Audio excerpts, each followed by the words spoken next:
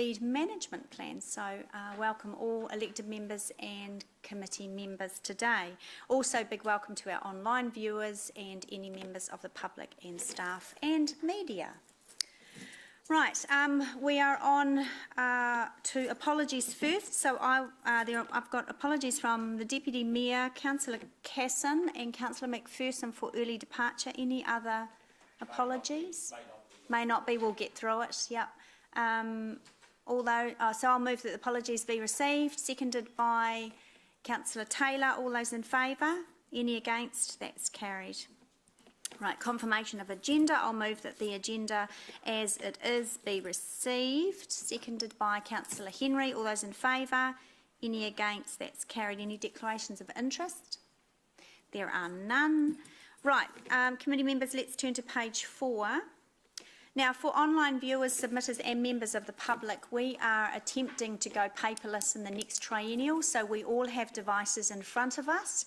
If you see us on our devices, we are not on Facebook. We are looking at submissions and reading the agenda and also making notes, so that's what we're doing there. Now, I will confirm that the minutes for the 2nd of May Regulatory and Hearings Committee are a true and accurate record. Is there any questions on the minutes? There are none. I will move that the minutes be received, seconded by Councillor Pascoe. All those in favour? Are there any against? That's carried. Right, committee members, we're going to move on to the hearing. We're on page 10. Now, the link is down the bottom of the page to all the submissions as well.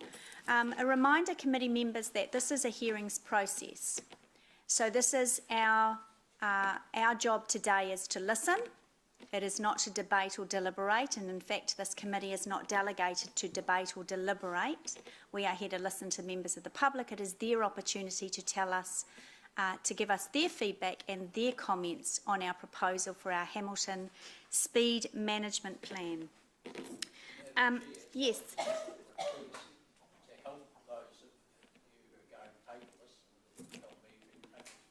Yes. Also on the same system, because then we can write notes on it, which we can't where they are now. Yes, excellent. Yes, that's exactly right, Councillor McPherson. Thank you for that. We'll have a chat about that after. All right, so now just on your list, which is also on electronic page 14 at the back of the agenda, but you also have a printed copy. There are 2 submitters that have cancelled on us, the 11:30 submitters and 12:20 submitters, so you can cross them off your list. Right, we'll invite our first submitter to the table, Gavin Oliver from Pukeri School. Good morning, Gavin. Good morning. Now, there are 10 minutes set aside, committee members, for organisations and groups. We have suggested that they spend 7 minutes if they want to, presenting, and leave 3 minutes for questions from the committee members. Now, committee members, we will be sticking to these times. People have been given specific times and they have taken time away from their day and their jobs. All right, the clock is up here, so when you're ready. My name is Gavin Oliver. I'm the principal at Pukeri School, and with me I have Lee Hooker. Lee is a learning assistant, and part of her responsibility is to assist the children that monitor the crossing, the road patrol kids. We're gravely concerned at the number of red light runners we see going through the red light on the crossing, so it's a controlled crossing. I did bring some paper. There's a photo of the crossing on the back page. Our concern is that we have a significant number of red light runners, and that in time someone will be hit and either killed or gravely injured. We're really excited about the fact that your vision is to see 0 deaths and I believe injuries on the Hamilton roads. And we're pointing out here is a situation where it's likely, very likely, that someone is going to be hurt badly in the future. It's been very close to happening already. The reason I've asked Lee to attend this meeting is that her job is to control the crossing. On the second page, there's a letter from Lee, and I'd just like to ask you to briefly talk to that now. Yeah, we get a lot of people that run the red lights, and sometimes I don't always get their licence plate numbers because quite often I'm more concerned about the children than I am about the car that's flying through. They tend to speed up when they see that orange light, and then they just keep on going. I have had to grab children and pull them back because the green man's up, so they think, oh, I can walk, and the cars obviously are just not stopping at all. So part of this document, we'll see that that's the page where Lee has the job of recording the red light runners, but unfortunately she doesn't always manage to record them. So when we talk about 18 in 2018, they were the ones that we did record. So we then send that on to the police and hopefully they follow up. What we're asking is that the crossing stays pretty much as it is, but a raised platform is put across the road. This was suggested by one of the council employees, and the suggestion was that that would slow traffic considerably, because they don't like hitting a raised platform, I guess you'd call it. So I have noticed we've got the actual lollipop signs around the corner, and it does have a raised platform there, and people do actually slow down a lot more there than they do out the front. All right. can we ask for questions? Yes, you can. We're pretty good. You are pretty good. I, Yeah, Councillor McPherson, you were on the list, weren't you? yeah, I don't know why I got on the wrong side there. Yeah. We'll go to Councillor McPherson for questions first. Look, to do with your reports to the police, I presume that's something they've asked you to do, or is it council? Yeah, Councillor Jacob is Goldsmith, is our school police officer, if you like. Okay. And have you had any feedback from them about? Well, he says that depending on the incident, they get a letter or sometimes they get a ticket, but it doesn't seem to make any difference. There's very little enforcement, I'd have to say. We have raised that with the police, but it seems, I think you may be aware that traffic police are being diverted from traffic to other duties, and I suspect, although they haven't acknowledged that, but I suspect that's what's happening. We don't see traffic police like we used to. At the beginning of each school year, they used to do a blitz around schools. That's gone. So we do pass it on, but I really don't think it makes any difference. What's also happening is we get I think you call them rat runners. They avoid driving past the base, so they cut through that industrial area onto Puketi Road and travel along there. And I think some of those drivers may be the guilty party, I'm not sure. Would it help if the council mounted a camera to help you record the... Well, that would be excellent. While we can't enforce anything with the camera, we can record. Yeah, no, that would be excellent. Yeah. There's a couple of things that have been raised, Madam Chair. Could we, for staff for later, do we have a record sort of list, or how are we handling those? Yes. So normally, sorry, I should have mentioned that, committee members, anything that you want brought back into the staff report, we'll bring the staff to the table at the end and we'll go around the room and we can chuck those things on the list. Thanks. Yeah. Thank you. Cool. Thanks. Thanks, Councillor. Councillor Bunting? Well, thank you, Madam Chair. It's appropriate to actually ask through you all the staff what would be involved in putting a raised Not transport yet. up there? We'll do that later. Okay. We ask staff questions later. It's submitters time. Okay.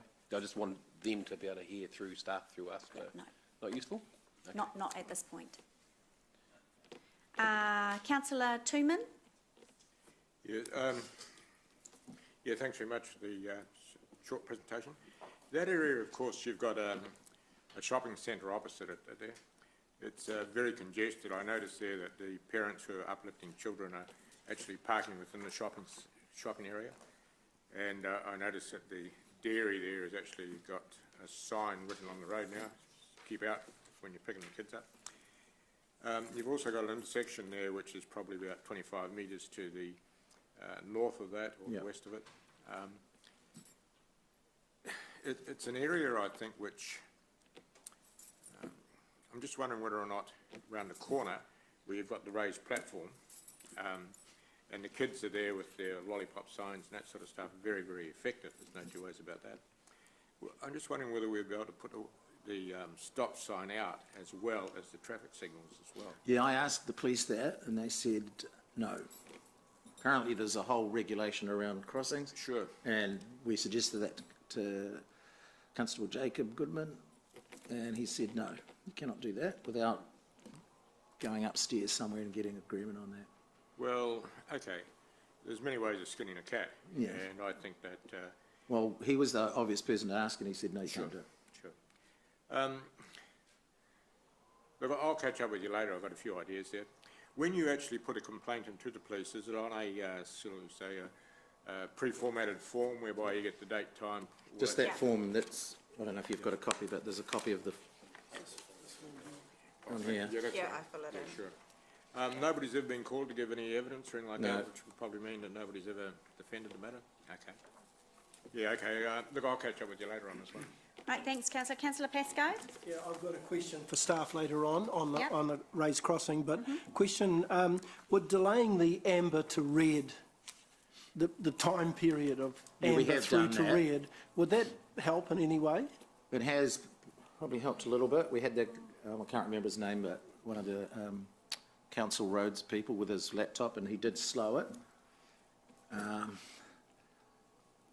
It probably helped a little bit, but it doesn't solve the problem. Okay, The thing you've got to realise is they're kids and they see the green man. Yeah, yeah, Green man yeah. means go. Yep. They have no idea of safety, and we do have road patrollers there, but they're kids as well. Leanne's not, but Yeah, yeah. it's definitely not foolproof. Is- But even I've gone to cross the road because the green man's come up and I've Yeah. been absolutely thinking what I'm getting for lunch and gone to walk across and just about been hit by a car myself because they haven't stopped and I haven't checked properly. There is a letter also there from Jacob Moynihan, who's one of our learning assistants, and he was going over to get his lunch. And he said the vehicle was, he said a foot, but he's younger than me, he should have said 30 centimetres, but he reckons it was that close to hitting him. Okay, and so do you think, I mean, I don't know what the laws are around that delay, but delaying it further might be I at don't know least if a that's short term? possible. It would be worth inquiring, but Yep. I think we're kind of on the maximum delay as it is. They've got a very short, like Green Man comes up and it's very short, isn't it? Yeah, yeah. And that in itself is a bit of a problem because people, you know, and then they're tempted to go when they shouldn't. I'm just suggesting this is a short-term measure, Yeah. perhaps, Oh, you know, okay. to potentially prevent that, you know, injury or fatality that you're really concerned about, Yeah. and so are we. Thank you. Okay, we are nearly at the end of our time. Councillor Henry? Sorry, yes, Councillor Henry? For your report. I mean, it is really worrying. Can I just ask through the chair, Councillor Tuman, whether there are any spare cardboard cutouts No, for no, policemen? let's leave that stuff till later. Not to help the school in between until we've Yeah, sort but of, is that for later? you can ask that offline. Okay. We need to, this is all about the Okay. submitters today. So Okay. Councillor Yeah, just McPherson? a real quick one. I presume it's 40, there's a 40K Yeah. sign there. Yeah. So, And that's not enforced either, no, but would it be better in principle if it was 30Ks for sure, yeah. and enforced? Well, they still speed up as soon as they see the orange light. Okay, so that's part of it. All right. The 40 And I think- doesn't always stop them from. Chicken and going egg that- sort of Yeah. The whole, yeah. just a closing comment, the whole area, in my view, is a prime spot for traffic calming, as you're doing in some areas, because there's a lot of cul-de-sacs, and those areas lend themselves to that. Yep. So maybe in the long term, that's something else you could look at. Well, thank you for your time. Great. Thank you, Gavin and Lee, for presenting to us today. Thank you. And I think we're going to get, because there was only 4 copies of these, we're going to make sure that Oh, all okay. elected members have all of that information there. So Thank you. Thank you very much. All right. James, A lot of traffic. hello. Good morning. How are you? Come up to the seat. Now, James, the committee members are on their devices because we're going paperless. So we'll be looking at your submission here. Now, you're representing Te Kohai Health. Yes. And you've got 10 minutes. It'd be great if you could leave a few minutes for questions from committee members. So the time is just up here and we're in your hands. I thought I sent through some pics and that to Claire, and I thought that I actually haven't got anything to present other than what I sent through to Claire. And I think Raywin's gone to check in with Claire, but can I just carry on? Yes, you can carry Yeah. on. James, just Claire's just advised me that the photos didn't come through in time for us to Oh, get them to okay. elected members, but can we email them now? Okay, all right. So Sorry about that. that's okay, no problem at all. So 951 Wairere Drive, which is used to be quite a quiet street, but it's become one of the busiest kind of roads, at least on the Hamilton East. So we're having concerns with exiting the entry and exit into 951 Wairere Drive. And those concerns are the stop sign. If you stopped at the stop sign, you can't actually see approaching pedestrians and cyclists. And that's because of a number of things. We've got the embankment on either side. We've got shrubs and trees growing on the embankment. So it means that many of the motorists exiting at least need to proceed onto the path, onto the footpath. And obviously it's causing concerns for motorists, pedestrians and cyclists that are in that particular zone. We have had a number of accidents within the vicinity of the entry-exit, and yeah, so that's one of the main concerns is cyclists and pedestrians coming into that zone when motorists have to actually go out right onto the footpath.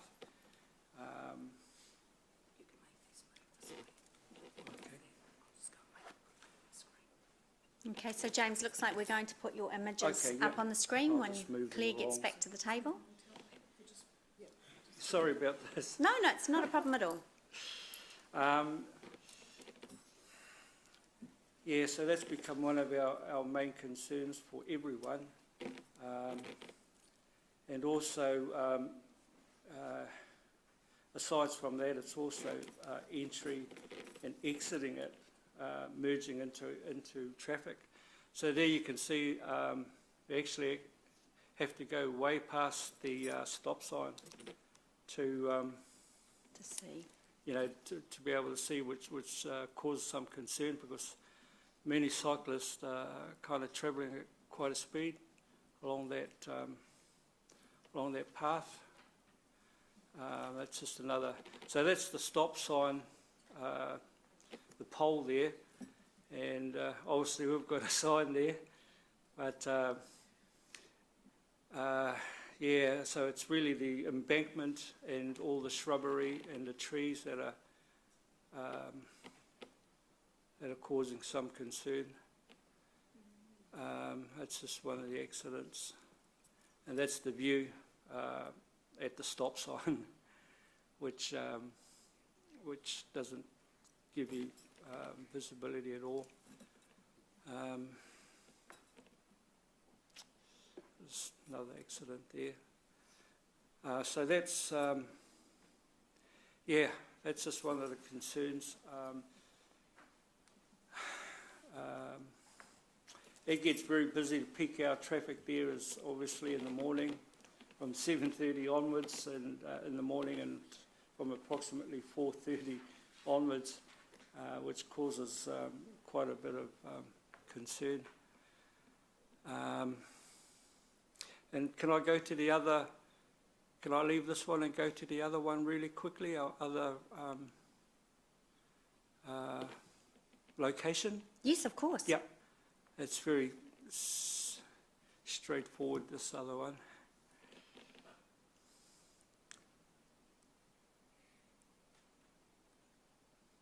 So this is a couple of other commercial properties.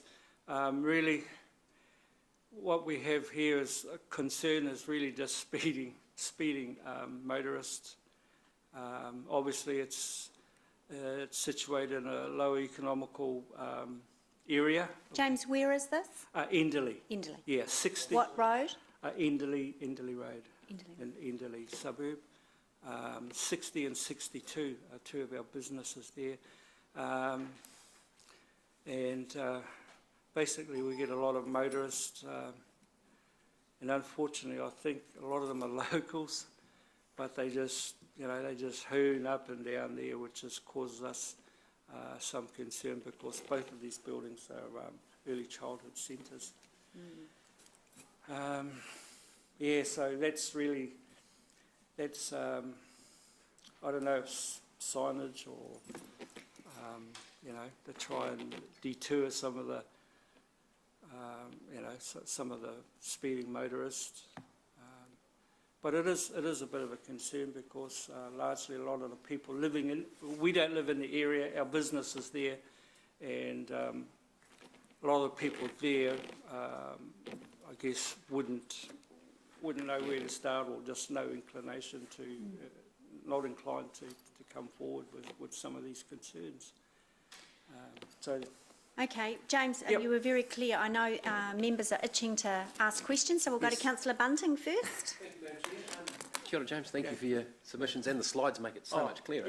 Sorry about What I noticed in two of those three sites is that your sign actually is quite an obstruction. Have you entertained the idea of moving it further down the path, or?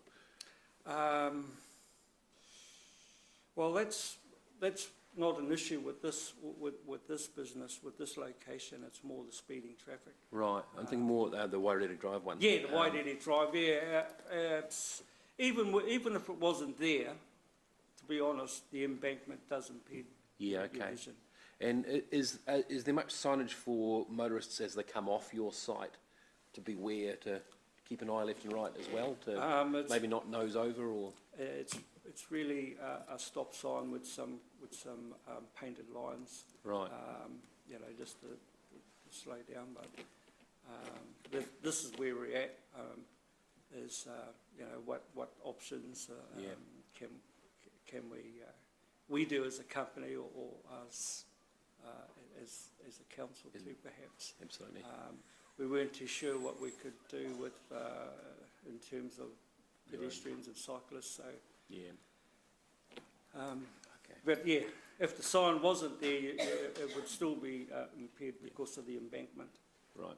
And the hardy kiki, the flax, the shrubs, yeah, of course. trees. Thank you. It's something we need to work together. Yeah. Look at.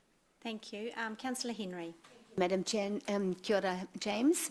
I just see on the different pictures, so this looks more like a footpath here, Yes. but on the other pictures, when you talked about Wairere Drive, Yes. it looked more like a cycle path and shared footpath, isn't it? Yes. So is there any signs, like before that white car, to tell even the cyclists that there could be cars coming out? No, we haven't put up anything yet. I thought, I wasn't too sure what we could do and couldn't do in terms of council, signage or whatever. So this is hence why I'm here, to a reference point. So there's quite a few, you see quite a few cyclists along Oh, there? absolutely. Heavy traffic, when there's heavy traffic? All times. All yeah, times, yeah, all times. Yeah. Okay. Yeah, pedestrians, cyclists. And it's not until someone moves out, obviously, that, someone's putting the brakes on, but yeah. Okay. Thank you. Thank you. Great. Thank you. Councillor McPherson. Kia ora, James. Kia ora. You may not know this yourself personally, but when the applications for these buildings, for building permits, were put into council, they would have given you there would have been an agreed traffic management plan as part of these, would there not? Were you involved at that point? I was with the company, but not in that capacity. Because at that point, the council staff normally approve exit and entry arrangements, whatever they need to be. So maybe that's part of something we'll need to ask later, is Yeah, Did it yeah, get run past, it's pretty obviously a problem, did it get Yeah, run past council staff? And maybe we have some obligations, is what I'm thinking as well. Yeah, like I said, I wasn't kind of privy to that at the time, and it's really just an issue that's pretty much kind of escalating and a concern for us. Thanks. Wonderful. you. Kia ora, James, thank you for presenting to us today, welcome. and we'll make sure that those photos are sent round to all committee members. Yeah, okay Kia ora. then. All right, thank you. Thank you so much. Okay then, thank you very much. Right, is our next submitter here yet? No, we've got the 11:40. Is it? Yeah. 11:30's not here. Oh, sorry. Oh, I scribbled that out. I was looking at 11:40. All right, we can have a few minutes. We'll take a. You're going to give a submission, Claire? Yeah.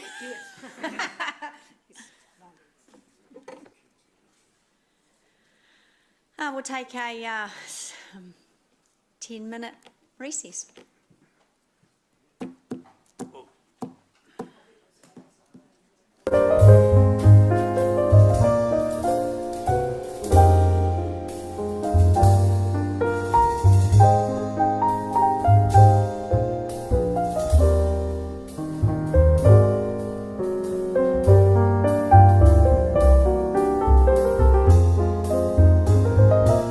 Get ready to put your submission in now.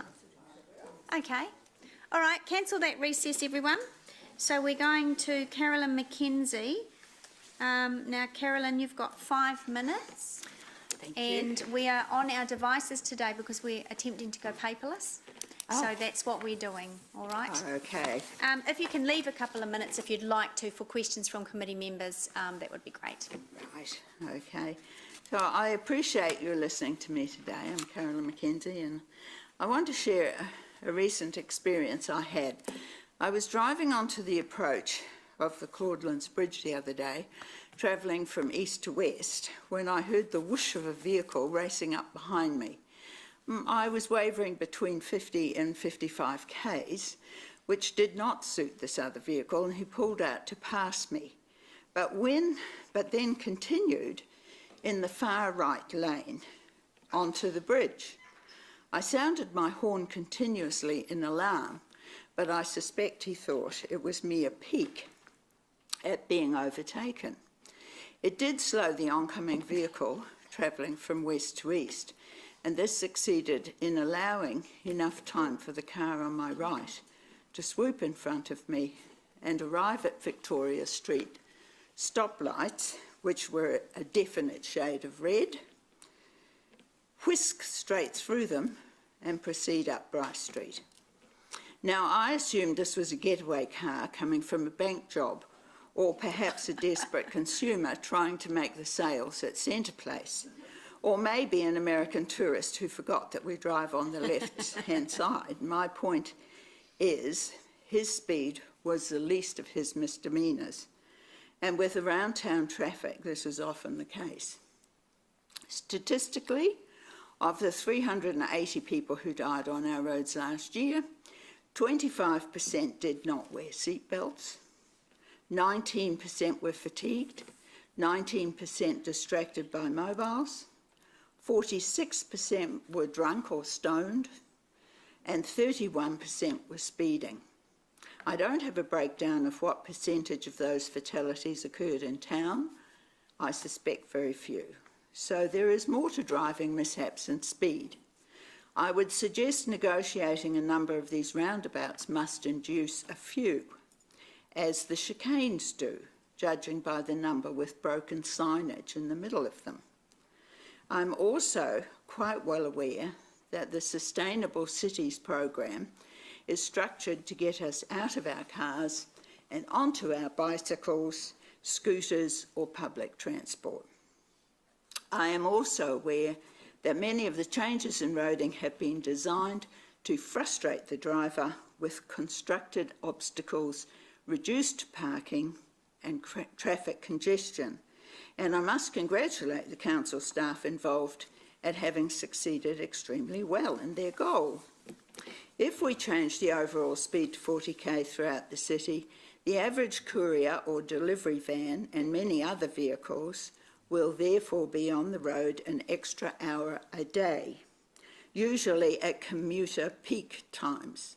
This produces more pollution, more traffic, more congestion at the unfazed traffic lights, and more fractious behaviour in Hamilton residents. I have heard Ms Denton speak on the desirability of having our children play cricket in the streets, and that cars should drive at a speed to accommodate this. But I am not sure where this Dickensian image fits in with the Kiwi way of life. We have backyards and gardens, and if not, Hamilton has 131 parks and reserves, not counting school grounds or university grounds. In a city of 44 square miles, I'm sure our kiddies can find a safer place to play. It is sobering to note that New Zealand has the highest number of children killed in their own driveways in the world. I don't know about you, but I don't know anyone who backs out of their driveway at speed. Sustainable Cities, previously called Agenda 21, wishes to reduce the mobility of its citizens. I had this confirmed to me a few years ago by Robert Hodges, the then town planner and architect of much of today's 10-year plan. There is nothing I have heard in the plan that facilitates or will facilitate the flow of traffic around Hamilton City and its bridges. The question I leave you with is this: autonomous cars are in our near future. This will inevitably mean more vehicles on the road. How will we cope then? Thank you. Thank you very much, Carolyn. We'll go to questions of committee members. Councillor McPherson. Carolyn, last week, an 86-year-old woman was killed crossing Peachgrove Road near Claudelands Road, a couple hundred metres north of where the shops are, the main part of the shops anyway. One of the things about accidents is that the greater the relative speeds in a collision, the worse damage it is to the softer party, which in a case of pedestrian like her, she was the softer party. Would it have helped her, do you think, if the speed had been lower? No matter, I don't know, we don't know what the speed was, the vehicle hit her, Yeah. but would it have been more survivable? Well, I think without knowing the speed, you know, I mean, an elderly person crossing any road, if not at a light, if not at a proper pedestrian crossing with a refuge and so forth. That wasn't my question. The Right. question, would it have helped her if the speed she was hit at was slower? It probably would have. It probably would have helped if she hadn't been hit at all. Yeah. But I think in many of the roads around Hamilton, people don't get up to much of a speed. I mean, I would say most of the time we are driving at 40k or 45 maybe, a lot of the time. Okay, thanks. Okay, thank you, Carolyn, for your presentation. That's all the questions we have for you today. Judy, would you like to go early? So you're in the audience.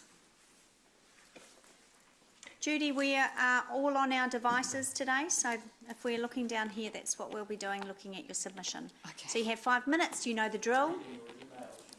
Good gracious, yes. Okay. Right, well, it might startle some of the long-serving councillors to hear me saying, thank you, you're doing a good job. But in this case, I would like to say that. Thank you for allowing the detailed public input that was allowed through the comments system. And thank you for choosing not to be too heavily swayed by the ferocious minority who seem to regard non-drivers as a lower life form and therefore unworthy of consideration.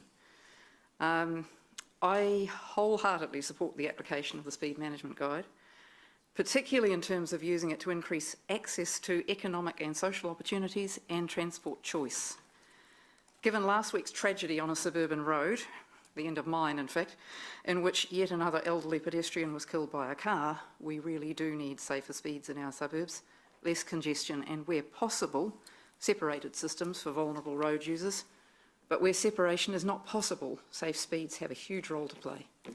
Maintaining a 40 km/h limit in residential areas and 30 km/h limits in crowded areas, especially in areas that involve vulnerable road users such as children and the elderly, will create a much safer community, and one where active transport is a much more realistic option.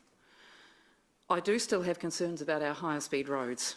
I accept that some of our arterials will have to operate at higher speeds. And at the moment, those are the roads that sever the city and create compartments within which people are trapped with regard to walking and cycling. As is regularly noted, active transport trips are limited by their most dangerous point, and that is usually crossing a high speed or a very busy road. To get real value from our speed management systems, Hamilton needs safe access for cyclists and pedestrians across those roads. And they're the ones that I and a lot of other people have been harping on about for more than a decade.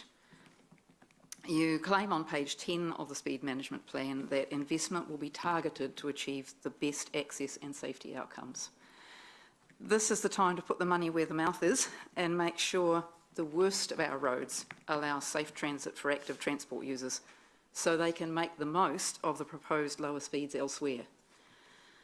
So, can we please have those traffic lights at the Mosque roundabout on Boundary Road? Can we finally get the other arms of 5 Crossroads dealt with so that the Boundary Road and Brooklyn Road approaches at least have the same raised bed crossings as the one on Peachgrove Road? Can we get a safe crossing, or even better, a completely signalised intersection on Ruakura Road at the intersection with Nottingham Drive? And there are many others. That means moving them to the do now list, not 8 or 9 years away at the end of the 10-year plan. These kind of roads are the ones that need to take priority in the Speed Management Plan.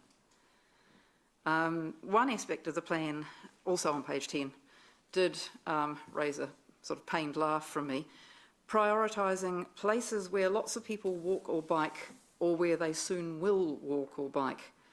As many of us have said for many years, suppressed demand is a real phenomenon. It's hard to know where people would like to bike or walk when they're currently too scared to do so. We need widespread, very heavily publicised consultation to find out what currently stops people of all ages and physical abilities from walking and or biking to their regular destinations. The aims of the Speed Management Plan are entirely praiseworthy. Please, can we make sure that they become a reality? Thank you. Thank you very much, Judy. There appear to be no questions for you. Sorry? As usual, you are succinct and precise with your feedback, so thank you very much. Thank you. Right, Talo Sham Singh is on, no, okay, all right. Who else do we have in the audience? Do we have a Hendrik? Hello, good morning. How are you?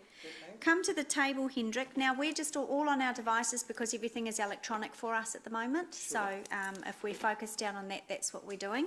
No now, you have 5 minutes. It'd be great if you could leave a couple of times, just a couple of minutes, just in case there are questions, but we are in your hands. And the clock's Sure. just on the bottom of the board. Awesome. Thank you for that. Appreciate Thank you. it. Thank you for the opportunity to give some feedback on the Speed Management Plan. Now, the stretch of road that we are living at is 118 Horseham Downs. So that's the stretch between Northreach and the Chocolate Factory. And the speeds there, because of the change in conditions, is definitely not an 80k zone anymore. I think everyone's aware of that.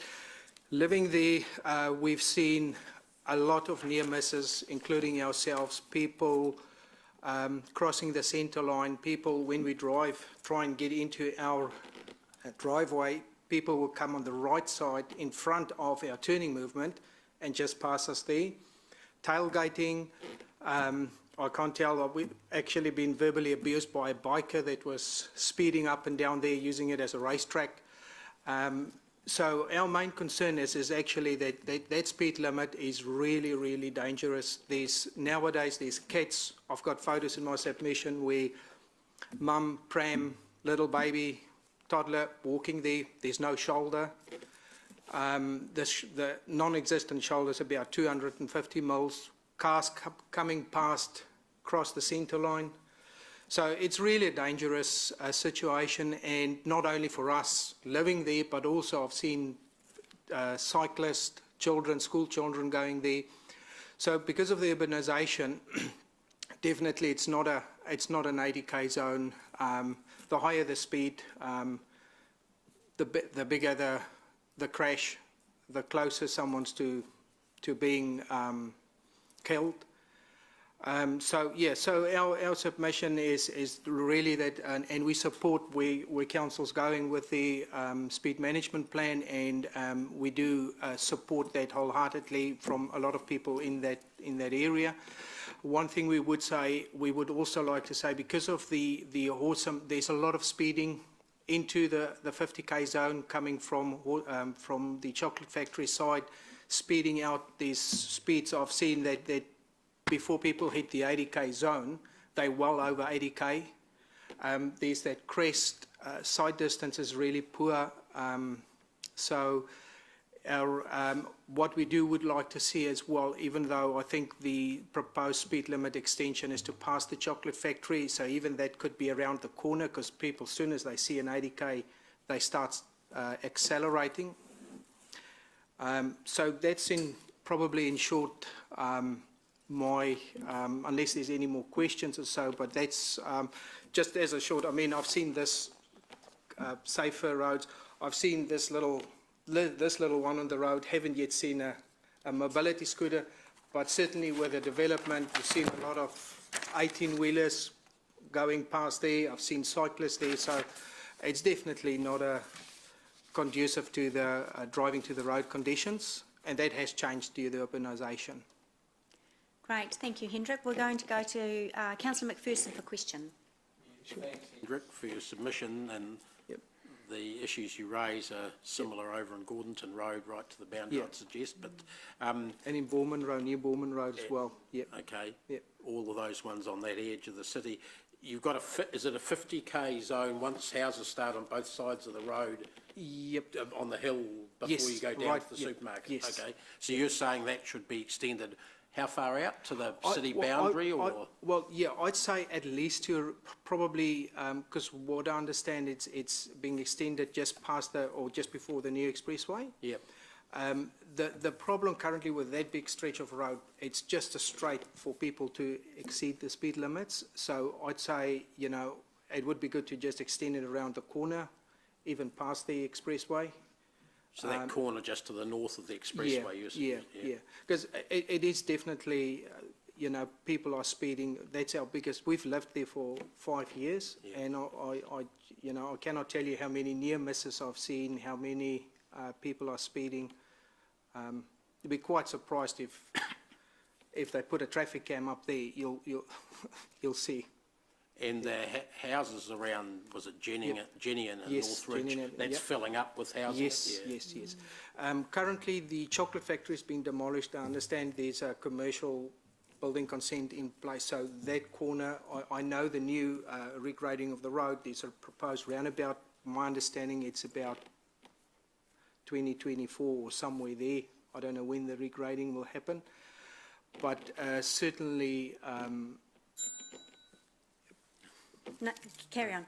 Yeah, Finish. yeah. No, certainly there's a lot of urbanisation, and apart from the development in Northridge, there's also on Jennian Ave, there's down in Northridge, I think I'm not sure what the number of houses, but that whole parcel of land's being developed. And people are struggling. My ex-boss, when I was with NZTA, Rowley Frost, is just on that corner. He did submit he did say he was out of town, so he couldn't make it today. That even they battling to just turn into Northridge, because people are coming from Moonlight Drive, they actually start speeding up because they know there's an 80k zone. So even they've got difficulty in turning into Northridge within the 50k zone. So I think speed is quite, it's really, even in the existing 50k zone, speed is an issue. Thanks. All right, that's wonderful. Thank you very much for presenting to us today. Thank you. Okay, we're well ahead of schedule. So we've got Marie, you're here. Marie and Terry, is it? Marie and Terry Stewart. Good morning. Come up to the table. Now, there's a handout coming round, committee members. Marie and Stuart, you've heard that we're on our devices today. Yes. Okay, so we're in your hands. Kia ora, everybody. I'm actually here as part of a large group. There's others who are going to speak, not straight after me, but further on, but we're all going to be speaking about the same thing. So today, Hamilton City Council is discussing the adoption of the speed management plan. And in the summary to the community, and this is what most of us saw, this was the 4-pager if you didn't have a look at the whole plan, but this is what came out to the community. Hamilton City Council outlined their guiding principles, and those guiding principles are excellent. 2 of the guiding principles are most important. They said Hamilton City Council will ensure consistency of speed management between neighbourhoods or areas, and Hamilton City Council will be consistent with similar speeds and approaches used by neighbouring councils and the Transport Agency. Well, ironically, those 2 principles are why some of us are speaking today and why we've actually been talking to Hamilton City Council for quite a time. Because those 2 principles we feel have been totally ignored in our particular position. It's maintaining an unnecessarily very short, dangerous strip of road that's going to lead to further fatalities. So the road I'm talking about is a very short strip of road. I've given you out well, it's actually a copy of your page 3, and I've put at the top of it. So we're talking about right at the northernmost boundary of the Hamilton City Council, just before K Road, because that's the City Council boundary. So you've got a strip of road, River Road, between Te Huia Drive, and then there's only a few hundred metres, and you hit K Road. And so what happens there is that it is a very short strip of road, and I concur, I guess, with the previous gentleman who talked about you're in a 50k road, you see a 60, you see an 80, and you go for it. So what happens is, just at Te Huia Drive, people just put their foot down and off they go. And it doesn't matter it's 80, it's 100, it's 80, because it's a lovely strip. It's then got a sharp corner before you hit the golf course, and then you've got K Road. We live on that corner, and I can tell you, there's been fatalities, but there have been accidents because we've lost a lot of our trees because it's just so fast. And as I said, people see I'm out of the 50, I go for it. And so it's only a strip of hundreds of metres. And we understand, and we were told quite a few months ago, that K Road is to become a 50. So suddenly you've got River Road 50, you've got K Road 50, and in between you've got this lovely little piece of 80 Ks. Now, it's incredibly dangerous, and you actually have to drive it, particularly in the mornings or at night is the worst, to appreciate just how dangerous it is. I think there are a lot of houses on that strip. In fact, there's a lot of houses that share one driveway, but multiple houses down into that area. Hence, it does become this racetrack. I travel the road every day, and it is with great trepidation, because we've been there 13 years. I would imagine the number of cars wouldn't have doubled, it would have tripled in that time. It's just like, in fact, we used to be able to just drive out of our gateway, now we wait to drive in, to drive out every morning. So the number of cars is significant. There is also a large number of houses along there, and we have great difficulty getting in and out of the drive. The problem is, particularly when you're driving home, there are cars that park in the middle of the road trying to turn often right into their driveways. You can't go around them because it's a particularly narrow part of River Road, and it actually falls off on either side. So it's not as if you can go up on the grass or anything, because it cambers right down. The number of cyclists is horrifying. Recently they put a cycleway in, but it's metal. I don't know if you've actually biked it, because I bike, or we bike, and it's metal and people don't use it. And it's overgrown now with weeds anyway, and what are we, 6 or 9 months down the track? So you are driving home nicely, people are hitting the 80, you see somebody turning right into their drive, and you park behind it waiting to be hit in the back. Because added to this, particularly in the evenings, is you're hitting north, so you're hitting the sun. And I can honestly say you sit there just pushing your brakes, trying to signal to somebody that slow down because you shouldn't be, going this fast. So you wait behind them expecting to be hit by a car travelling at 80, and it's not 80, they are 100 k's. And we often see police cars, traffic cars further up, closer, but never down there. I can't understand why no one's been killed. As I said, bizarrely, K Road's reducing to 50 k's, yet it's only got a few houses. Yet the principle is, or the proposal in your plan that we've got and you've got, is to keep the small strip of land at 80 k's per hour, cushion between 250. It goes against the principles of the plan. Many of us have complained for this for a while. We were told when the gravel footpath was going in it would be reduced, but I now see from the proposal that that's not going to be the case.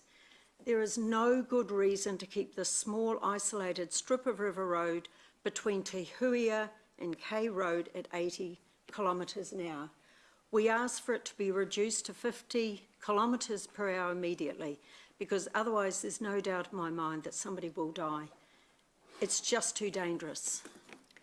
Okay, thank you, Marie. We're out of time, but I'll allow a question from Councillor Pascoe. Thanks, Marie. Thanks, Terry, for your presentation.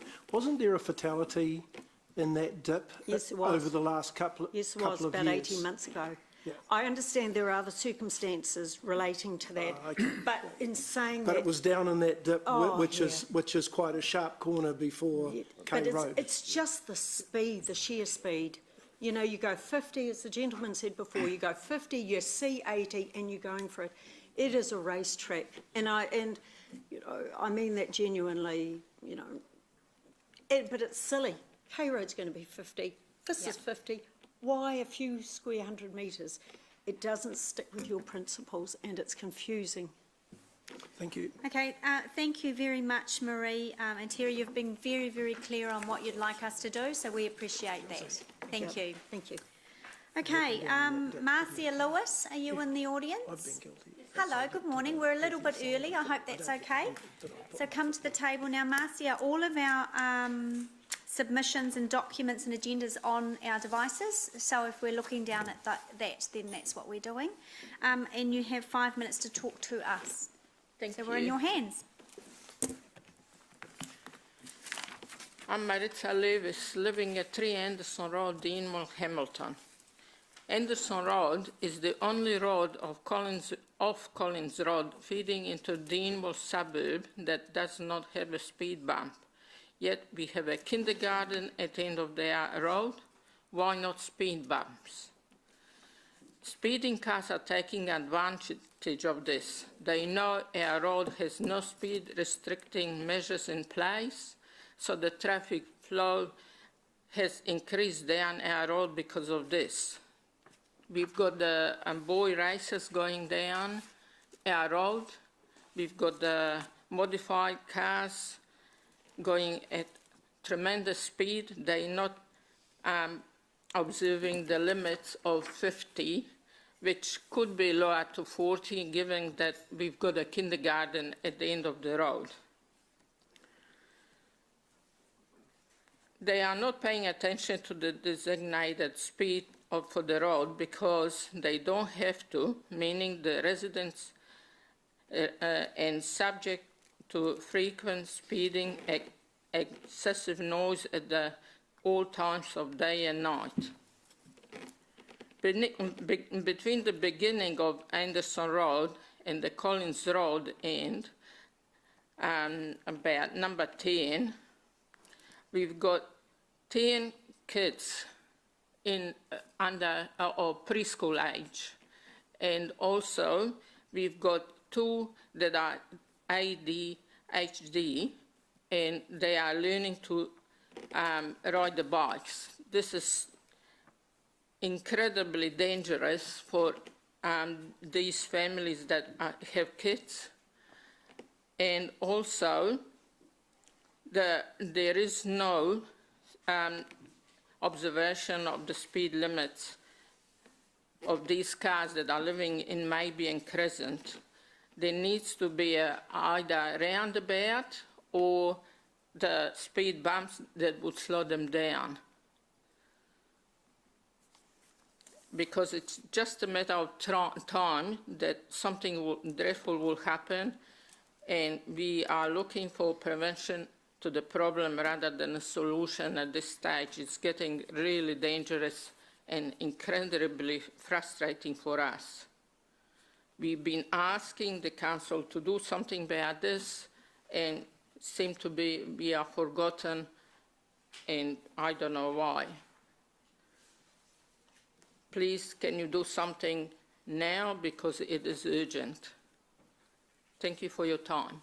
Thank you, Marcia. So we're going to go to questions. Councillor McPherson. Marcia, thank you. I'm just looking at a map of your area now.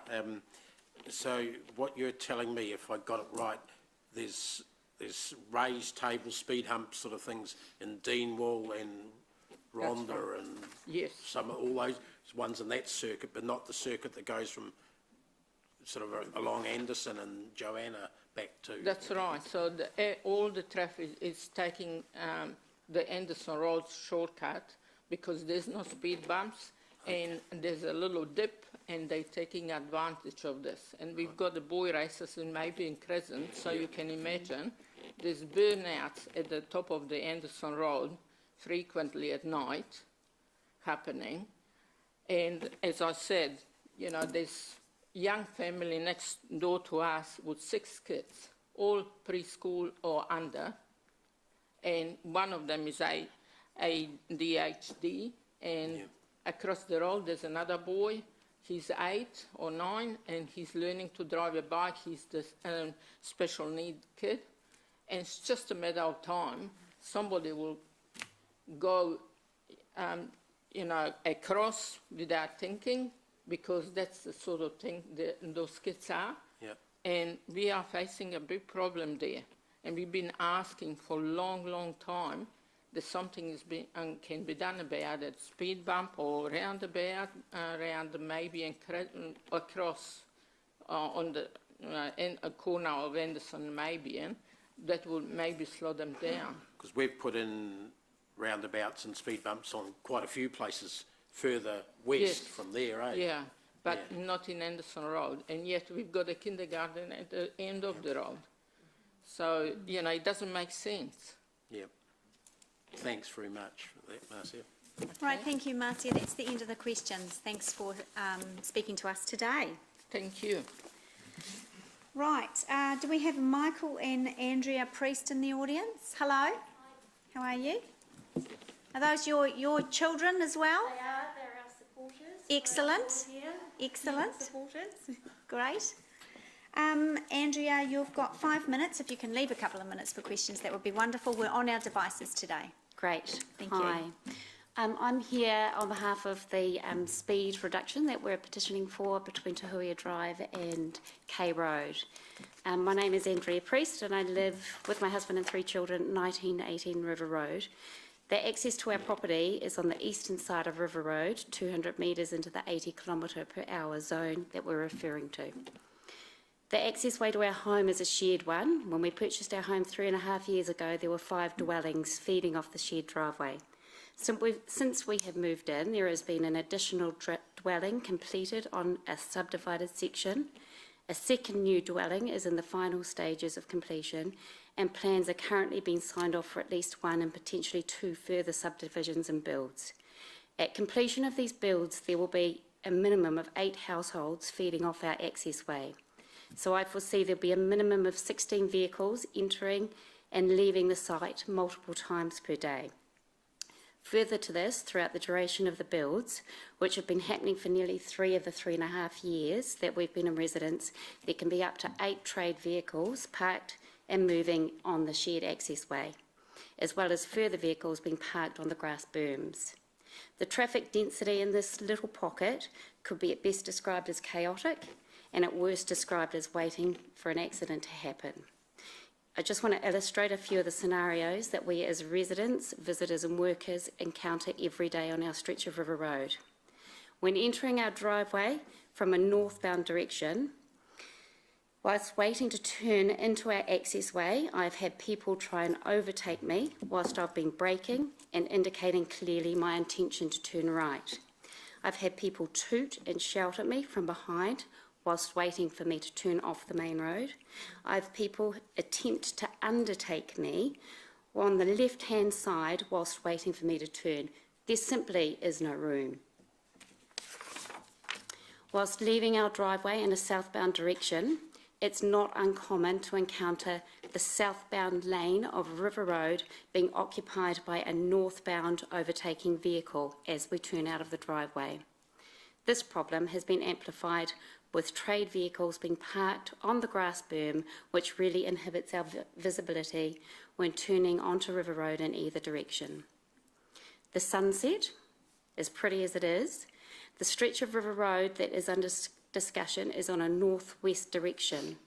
The sunstrike at certain times of the afternoon and evening is a real, very real problem. Cars that are travelling at 80 kilometres an hour have very limited time to avoid a stationary vehicle that's waiting to turn into their access way. Overtaking in the 50 kilometre an hour zone, so before Tahuia Drive, drivers are seemingly desperate to get to the 80 kilometre per hour zone, and overtaking in the 50 kilometre an hour zone all the way along the Woodridge area is a regular occurrence. So in summary, my concerns for myself, my family, my fellow neighbours are very real. My eldest daughter turns 16 in November, and like any teenager, she's anxious to get the ball rolling and get her driver's licence. I'm anxious as a parent, as a normal parent, about this milestone, but I'm terrified about the dangers she will encounter simply by leaving and entering our home. Thank you.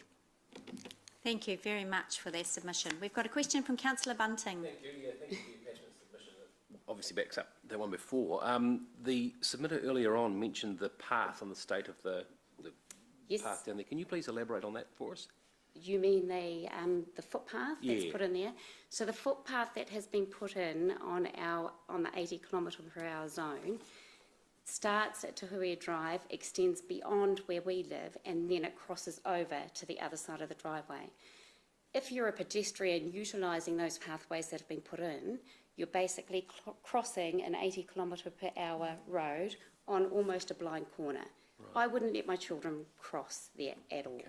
So do your boys, do they bike to and from school? Or? They do, and until those pathways were put on, they were facing the same problems with traffic turning out of our driveway, going onto an 80 kilometre per hour zone. It is terrifying. Okay. Thanks, Andrea. Thank you. Thank you. Thank you very much. Thank you.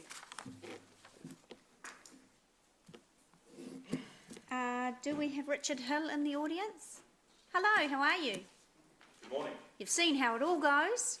I'm not Richard Hill. You're not. I was going to say. I think you're Michael, aren't you? No. No, you're not Michael either. Kia ora, Council. Morning, Councillors. My name is Richard Riley, and I'm speaking on behalf of Richard and Kate Hill, who are not able to be here this morning. Okay. All right. I'm also a fellow neighbour. I live at 1916 River Road, so I'm going to say some very similar things to what my colleagues have just said this morning. I have provided a handout which hopefully councillors have been able to see. We're getting that now. Oh, great. I'm going to keep it very short and sharp. There's not a lot of emotion in my submission, but I may seem repetitive to what's already been said before, but I do want to do Richard and Kate the justice of putting forward their submission. So I've identified on the first slide the problem, which I believe is probably well articulated already. It's a serious public and road safety issue in this area. I think it's a very, very dangerous high-speed road. It's 1,100 metres from River Road from Tahuia Drive to K Road, as we've talked about.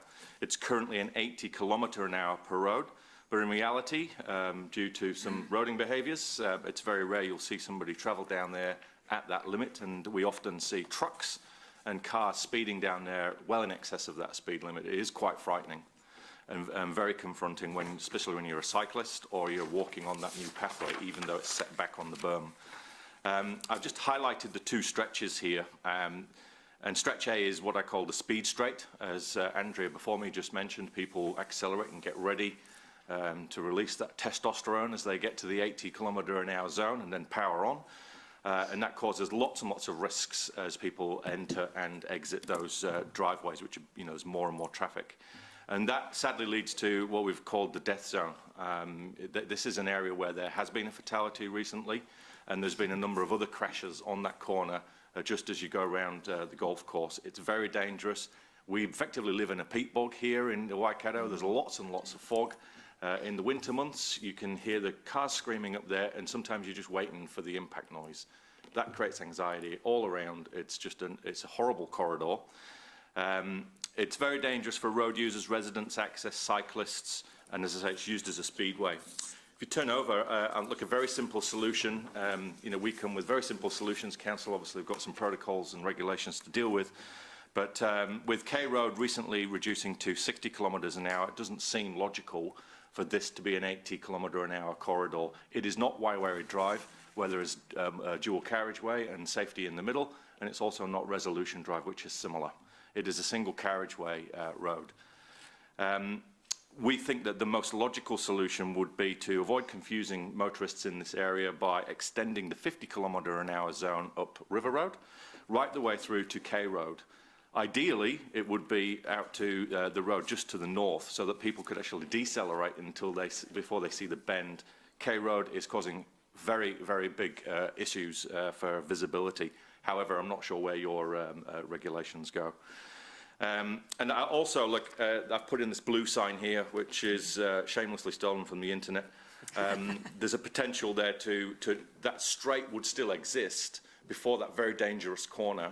I think it would be prudent to put some kind of deterrent on there. Most people, most logical humans, would follow a sign which gave them a risk of picking up a speed ticket. And it might just calm things down. It would be very expensive, I would think, and probably logistically difficult to put other traffic calming measures in on that straight road. But I think we have to do something. Sadly, last slide, you can see the carnage that can be caused on that corner. A gentleman lost his life here in this particular crash.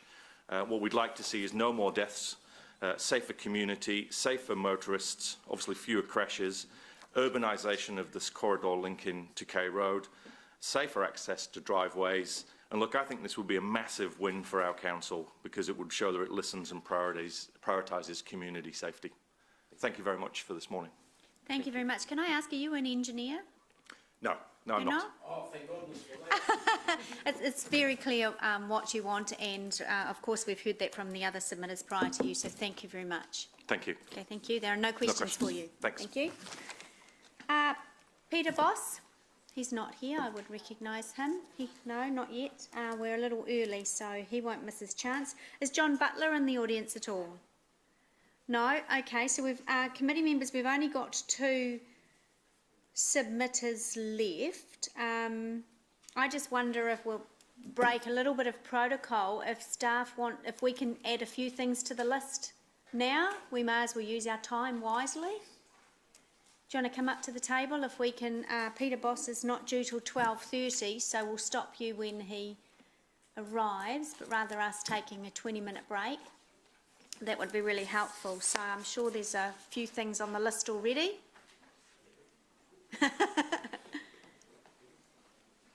So for any members of the audience that are staying, what we're going to do while we've got this time is we're going to ask questions of staff of the report and some of the things that you've raised that we would like to bring back in the deliberations report. This committee's not delegated to make a decision today, but we will put some things on the list to inform the deliberations report. So if you want to stay for a few minutes, you're most welcome to. It'll give you an idea where the committee is thinking. All right, let's go to Councillor Mick. We'll do your roundup. Yes, we'll do your roundup right at the end, but just if we can chuck some things onto the list. So we'll go to Councillor Bunting first. Chair, Robin, question for you. first of all, our boundary goes up to about that corner, doesn't it, of K and River? Is that right? Yeah. Yes, it does. Yeah, okay. Okay, let me take it back first to Ka Health, their one first. I noticed there was some big signs and big fences that were preventing visibility there. And he wasn't sure of the protocol of putting signs up there even on his own land. What's the rules around that? Well, for putting signs up on their own land, there's generally not a problem. This was the first I'm aware of the situation, and it's probably best just for us to meet out on site and have a look. There's certainly the opportunity for us to we've been putting some road marking with silhouettes of pedestrians and cyclists across some of these busy driveways in these situations, just to raise driver awareness. And it may be that we just need to remove some of that planting and put something that is, really low growing, rather than the stuff that's meant to be low but always gets a lot bigger. And I noticed on the shared path down by the Crosby Road roundabout there, you've put some markings on the cycleways. Yeah. That's not anything we have to go through regulations and hoops and stuff to do? It's easy enough to do? No, that's something that we can do, just working with them. Yep. Okay, thank you. I just want to turn my attention to the last few submitters with regards to that footpath there, the state of that footpath. Are we aware of, they were saying it's getting overgrown, it's gravel, people aren't using it?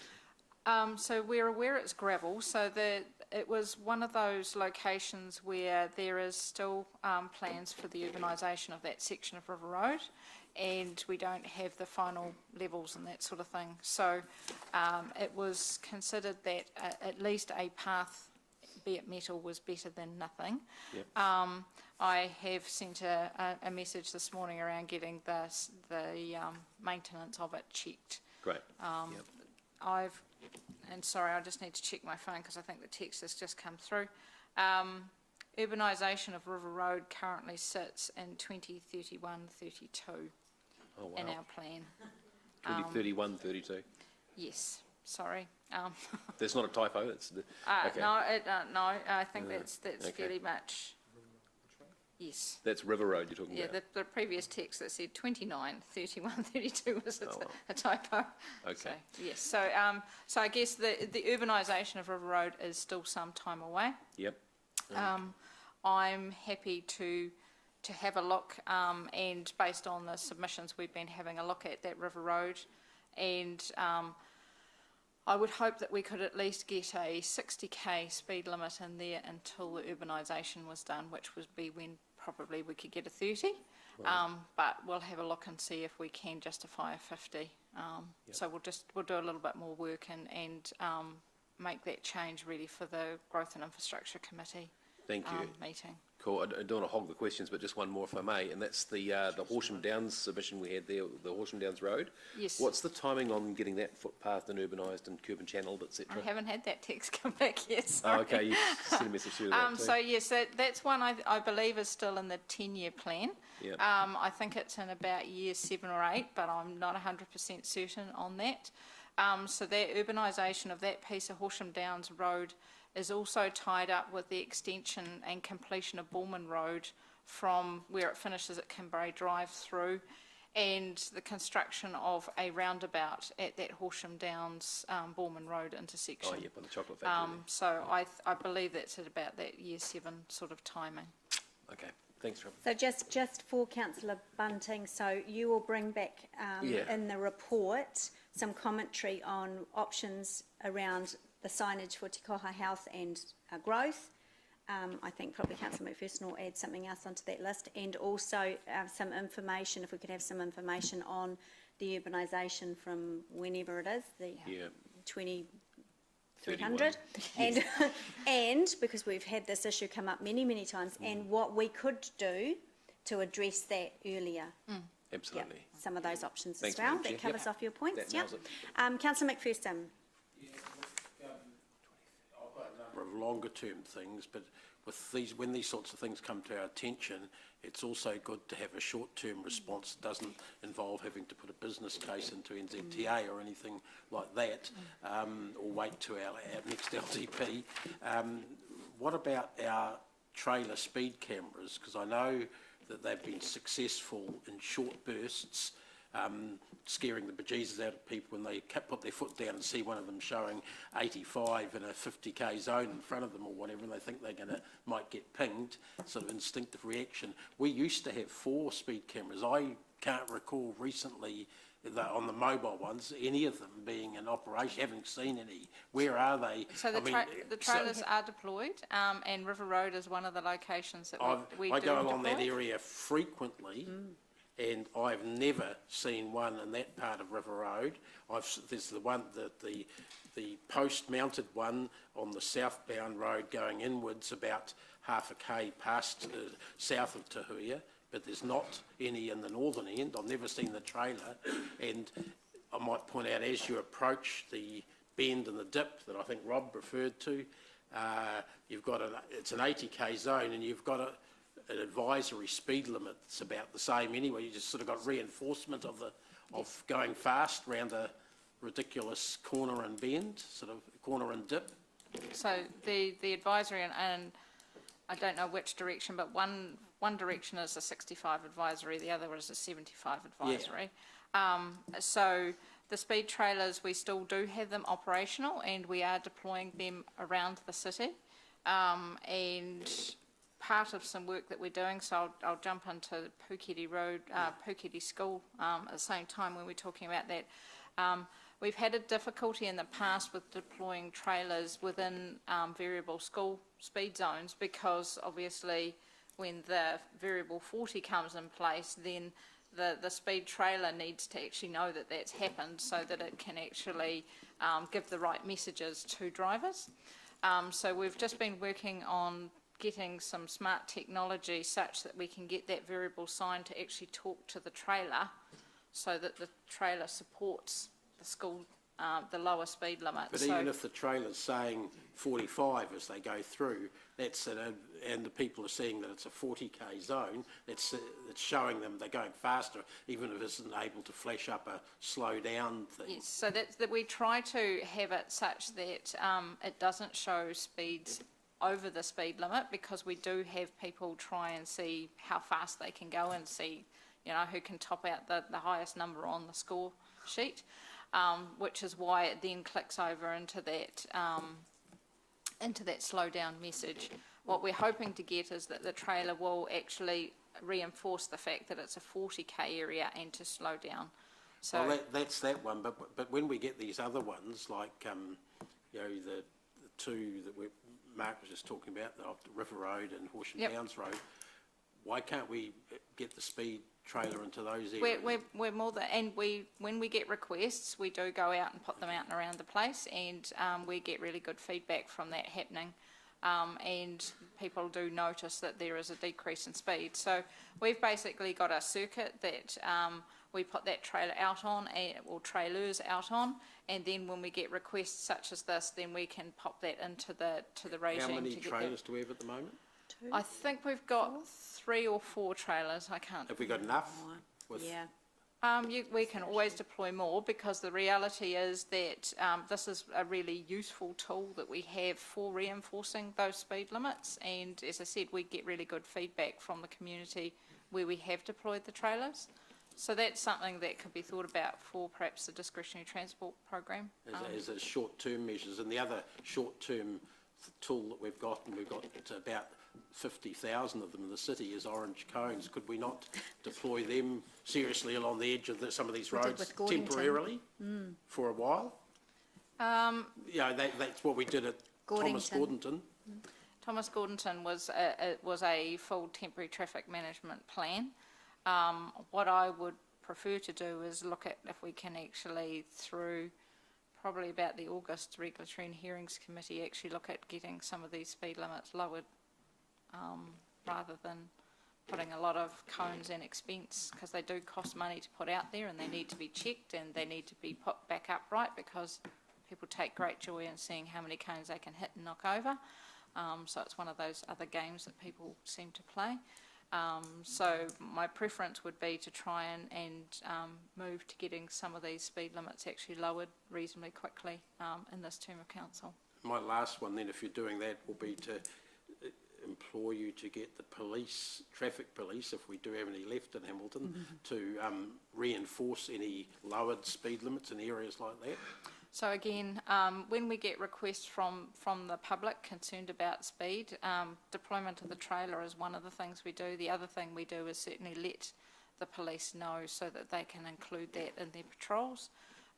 We always try and get as much information as possible in regard to, you know, if there's a common day of week, time of day. Actually, if there is, in some cases, it is a neighbour or somebody who's local in that street, so if they can give us any of that information, we pass that on to the police. If they've got specific information, then I know that the community constables often go and door knock and just have a conversation to those drivers about the fact that their driving behaviours are inappropriate. Thanks. Just following on from Councillor McPherson's questions, didn't we just change our process to enable us to be able to respond quicker these days? So that's what you're suggesting, yeah? Yes. Or remember Baverstock? No, excellent. All right. Councillor Pascoe. Thank you. I take it from this discussion that it's relatively easy for us to address the problems in River Road, K Road, and the speed issues in River Road, K Road, and in Northridge, where it goes between 80 and 50. Yes, so the Horsham Downs is the second example you were talking about.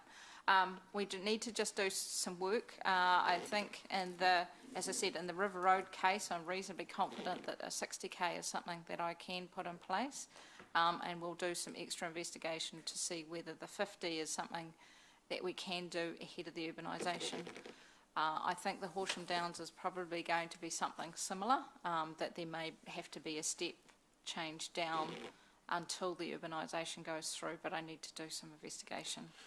Does council have in place then trigger points that indicate at a certain particular time, and I'm thinking here of the River Road, K Road one, which I know quite well, living out there, that it gets to a point where the 80k is no longer appropriate given the build-up of houses, and, you know, I think there would have been a pretty big traffic management plan done for the Ryman healthcare, for the Ryman village, which is 400 units just up the road from where that 80k starts.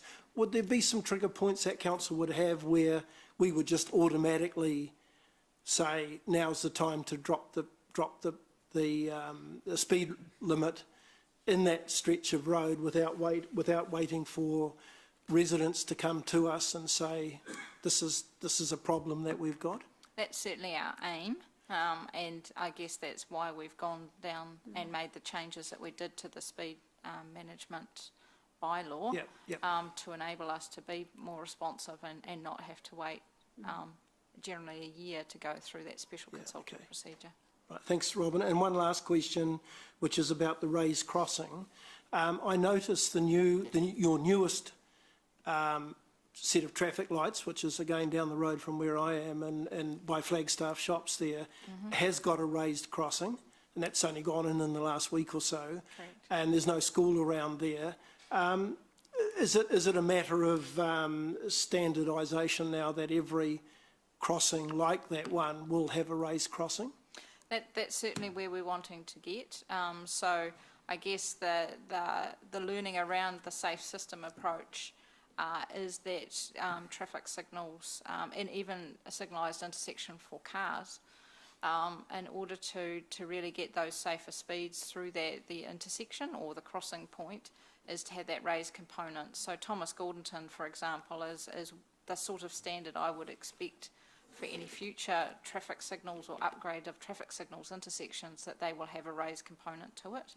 And certainly for the schools, for the signalised crossings for schools and that sort of thing, yes, we are looking at. So have we got in place a remedial program for those school crossings which have had lights, I presume, for a number of years, where we might not have put raised crossings in? Yes, and we're hoping to get into Puketi for the next financial year's program. So at this stage we have them. So that's one that can be addressed reasonably quickly. Yes. Do we have a number? Do you know the numbers around other schools where No, we do. We haven't got raised crossings? We do have quite a few. Quite a few that need to be done, like Yes, Puketi? yes. Okay. And so have we got a plan for those too? Because I suspect that what's happening at Puketi may be quite similar in other areas around the city. Yes, I agree. And yes, that is a program that we have, and amongst all the other demands that we have on that discretionary transport budget is to go and retrofit. In some cases, we've still got schools that just have a plain zebra crossing, which is considered the most unsafe facility. So we're still in the process of trying to upgrade those to at least a raised zebra crossing, if not putting in the traffic signals. So yes, certainly getting all of our schools and those crossing facilities up to the appropriate standard is on our program. Thank you, Chair. Thank you. Councillor Taylor? Without being repetitive, I just want to reiterate that stretch of River Road that we've had submissions on today and that Councillor McPherson's talked about. It wasn't actually that long ago that I actually got run off the road on that stretch. I was heading north towards K Road and a guy coming towards me was actually so far on my side of the road that he was on the white lines on the outside of the road. And I ended off, it was just absolutely terrifying. But I agree with Councillor McPherson. The lesson with Thomas and Gordonton was not to wait and just to get on with it.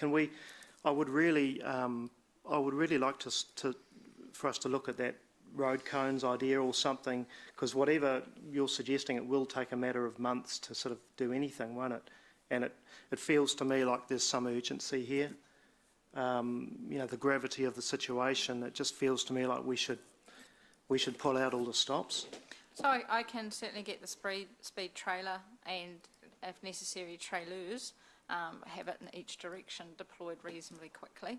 As I said, we've got, I think the regulatory and hearings is early August, that we could get the speed. We need the speed management plan adopted through the Growth and Infrastructure Committee, because that sets in place these principles and this approach to how we deal with speed management in the city. So having this adopted at the G&I Committee 18th of June, and then we've got council at the end of the month, and then doing a little bit of work for beginning of August is what my aim would be, to have the speed limit changed. I hear what you're saying. I just put it to you that I do think it's actually an unsafe stretch of road, and I'm just not sure if that's enough. So the speed trailers we do have really good impact with, and all the places that we deploy that note a marked difference in speed along those areas, so I can manage to get them out anyway. Something we might follow up a bit more. And certainly I concur if we can let the police know, just to provide a bit of focus on these areas. And the other one in Horsham Downs, of course, just made me wonder, are there any other sort of peri-urban roads that have we got them all on our radar in terms of ensuring, we're focused on speed limits around the city? As much as we can. The reality is that we never quite know where the next development's going to pop up, so we are somewhat responsive in that regard. The other key areas are obviously peacocks, and they're getting picked up as part of the whole HIF area, so that looks after that area. Thanks, Robin. And in terms of urbanisation of River Road, that's obviously something that's going to come back to our LTP, I presume, in terms of when that happens? Yes, I guess at this stage it is LTP. beyond the 10-year plan. I can include that information in the G&I committee, and it might be something that councillors want to raise further from there, I guess. Okay. We covered off the Puketi raised thing? Yeah. Okay. All right. That's being looked at. Yeah. Thank you. So just before we continue, so this report will have, in terms for River Road, we'll have short-term, some options for short-term that can be deployed quickly. Just for your information, and Horsham Downs, for your information, R&H committee is sitting in July for an urgent matter, so we could aim for July. That would line up with growth and infrastructure. Short-term, long-term, so you've got those definitely on the list. Yep. I've got a couple of things to add, but we'll go to Councillor Henry. Thank you, Madam Chair. I was just thinking about a short-term measure, and I cannot remember where I saw it, whether it was here or overseas, when you come off, and I think it was off a motorway, and then it had these strips there, and they were just sort of, and you just slowly bumped over it. Have we got it here? Rumble strips. Rumble strips, that's what it's called. Is that something we could look at as a short-term measure, or is it quite complicated to make? So they're very easy to make, but they make a lot of noise. So for the adjacent residents, it means every time a car goes over, they get a lot of noise, and then they don't get sleep. So we do, it is something that, you know, would be nice to put in, but from that perspective, it's something that we tend not to put in an urban situation. Okay, even for a short-term measure, till we have the raised platform, just to, I'm just thinking of the school now, So, and yeah. I guess the difficulty is easy to put in, not so easy to take out and make nice and smooth again. Okay. And in the meantime, you've got a lot of people losing sleep. Okay, right. We don't want to give more sleeping pills out. That would not be good. Okay, now just about Anderson Street and Mabion, is it Crescent or Mabion something?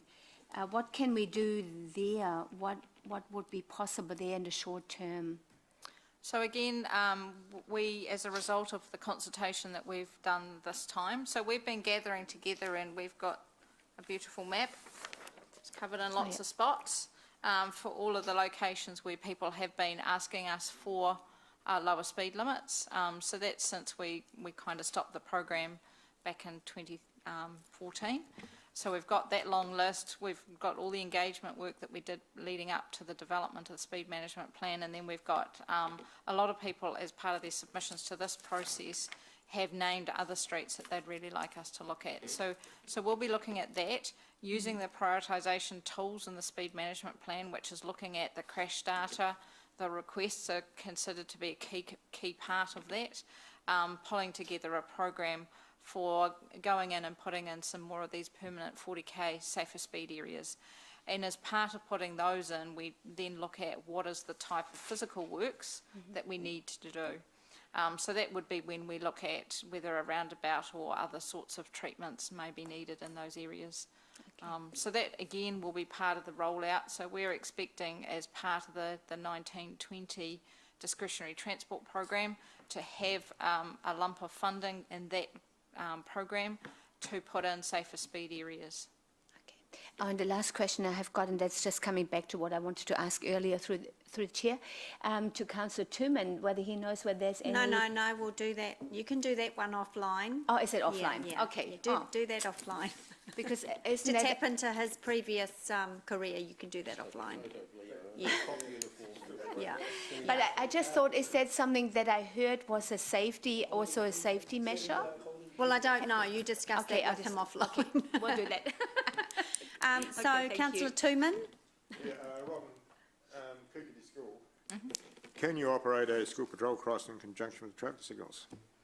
Not currently. Not currently. So I have been texting with Glenn Bunting from NZTA to see if that might be something that we could look at doing as a demonstration / trial with the NZTA. He certainly welcomes the discussion and is keen to follow up on that to see whether there's an opportunity there. As an interim measure then, if we turn the signals off, we could then do that, could we? Yes, you could. If you turn the signals off, then you could run it as a Kia crossing. The trouble with that is that, and the reason why we moved to traffic signals was that the traffic flows are such that it's almost impossible for the kids, because it's normally kids or children who are actually pushing those signs out, to actually find a safe gap in the traffic flow. Sure. So you do create a safety issue when you're expecting them to literally step out into the flow of traffic to try and stop it. And you can have all the speed limits in the world, but without enforcement, it's not really effective, is it? It certainly helps. Sure. I mean, yes. Thanks. Okay, Mangai James? I just have a few questions, because I'm mindful that, this plan's going to be enduring. So after today, you're implementing or you're operating on this plan, and So, we've heard some concerns from Horsham Downs Road and River Road. Is there an ability for exceptions like those to be considered going forward by operations?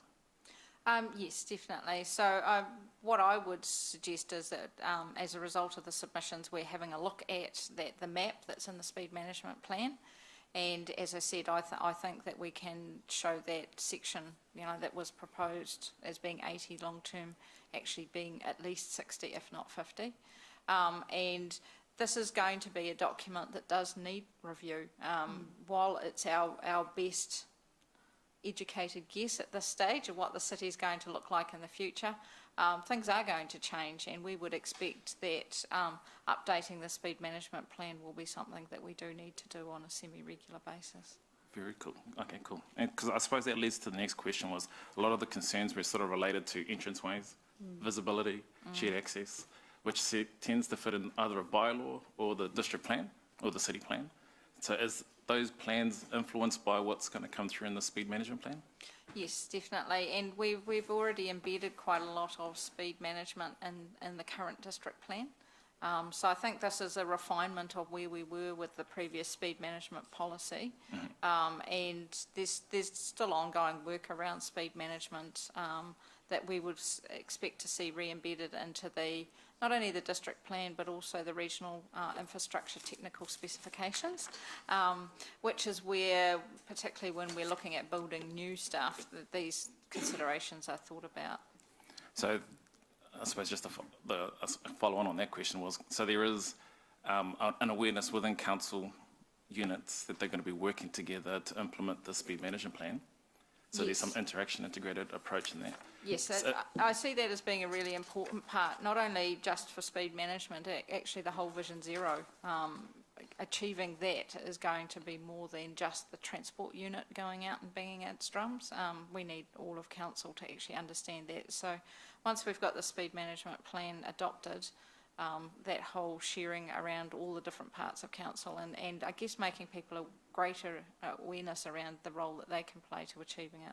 Cool. And so is that the same for external agencies? Thinking of NZTA? So NZTA are heavily involved in the development of the speed management plan. They were on the working group that were involved with that, and we've already reflected in the speed management map some of the changes that they're looking at doing within the city. So the likes of Cobham Drive dropping down to 60k has been reflected, and they're just commencing on that work now. So the reason I was asking that question was because the big vision is obviously no more deaths, safe roads, and it's more than just speed, and you've alluded to that within the, there was a lot of poor judgment, not giving way, things like that. So I suppose that reliance on those other agencies to pull together that big vision, that big health, keep making sure there's no more deaths. So how do, again, just trying to find that, I suppose, element of certainty within that implementation, that there's other agencies working with council. Definitely, and I think the other piece of work that's going on is the Ministry of Transport at the moment are also in the process of developing the draft, and I don't know quite what they'll call it, but road safety strategy for beyond 2020. So the current road safety strategy, which is called Safer Journeys, finishes next year.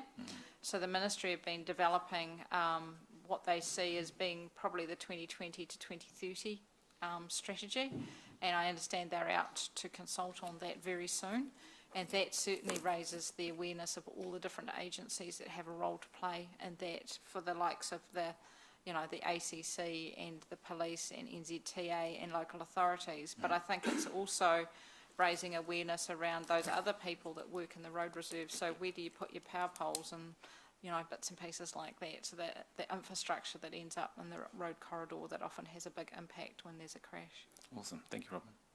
So now Peter Boss is in the room, so we'll go to him shortly. So Councillor Bunting, can you hold your questions? But just before it slips my mind, I would like some commentary or your view in the report on, because as I understand it, Robin, we are constrained under legislation for basically future-proofing a road like River Road at straight away 60k, because the environment as it is at the moment, minus the urbanisation, doesn't look right.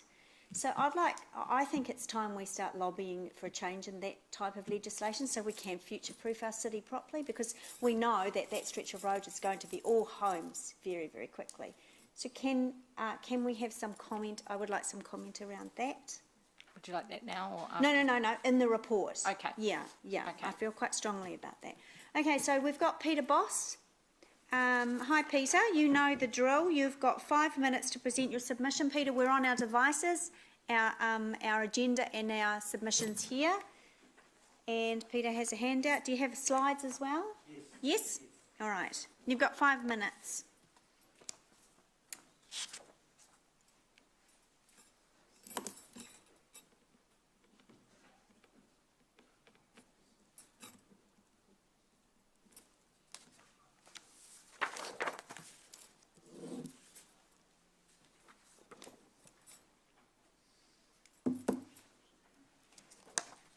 Thanks for coming, kids. I hope that was exciting. Thank you for supporting your mum. Well done.